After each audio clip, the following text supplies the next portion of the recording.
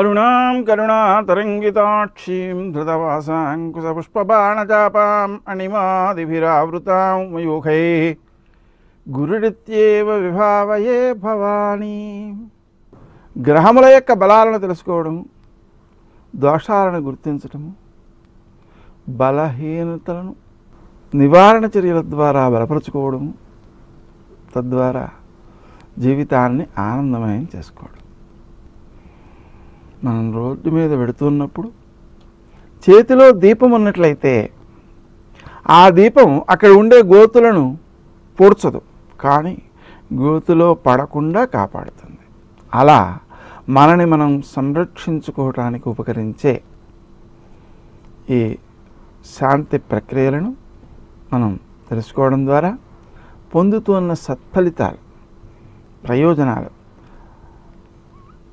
కింద అభిప్రాయాలలో కామెంట్స్లో ఈ జపాలు చేయడం ద్వారా వచ్చిన ఫలితాలను కూడా వ్రాసినట్లయితే తక్కిన వారికి కూడా విశ్వాసాన్ని పెంచేవిగా, ఉపకరించేవిగా ఉంటాయి.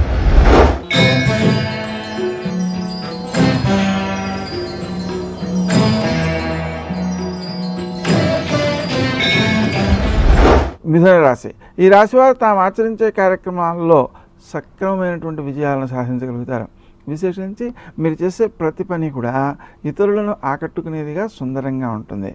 మీరు మాట్లాడే తీరులో మాత్రం కొంత అపార్థాలు చోటు చేసుకునేటువంటి అవకాశం ఉన్న దృష్ట్యా తక్కువగా మాట్లాడుతూ ఉండడం, అందులోనూ కుటుంబ సభ్యులతో మాట్లాడేటప్పుడు మరీ జాగ్రత్తగా మాట్లాడడం, ముందు ప్రణాళికాబద్ధంగా తర్వాత ఏది మాట్లాడాలి అనేటువంటి ఒక నిర్ణయాలు తీసుకుని దానికి అనుగుణంగా మాత్రమే మాట్లాడడం అనేటువంటి విషయాల్లో ఎక్కువ శ్రద్ధ తీసుకోవాలి.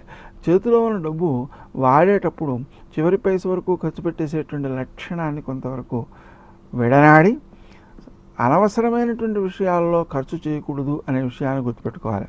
ముఖ్యంగా మనం ప్రధానంగా గుర్తుపెట్టుకోవాల్సినటువంటి సూత్రం ఏంటంటే, మన పూర్వపు పుణ్యమే ఇప్పుడు డబ్బుగా మారుతుంది. ఇప్పుడు డబ్బుని వ్యర్థం చేస్తున్నాము అంటే దాని అర్థం పూర్వ పుణ్యాన్ని వ్యర్థం చేస్తున్నాము అని.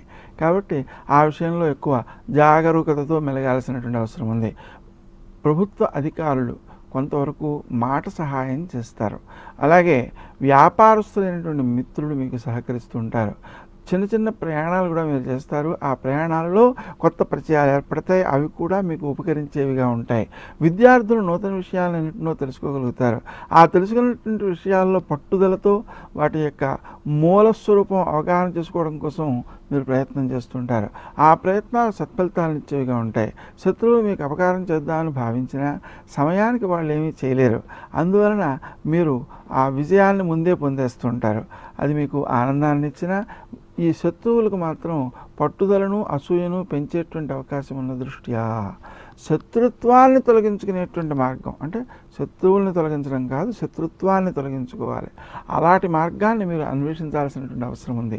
మీలో ఆ ప్రజ్ఞ కూడా ఉంది. అంటే మనం ఇతరులతో మాట్లాడి ఆ శత్రుత్వాలను రూపుమాపేటువంటి లక్షణం కూడా ఉంది.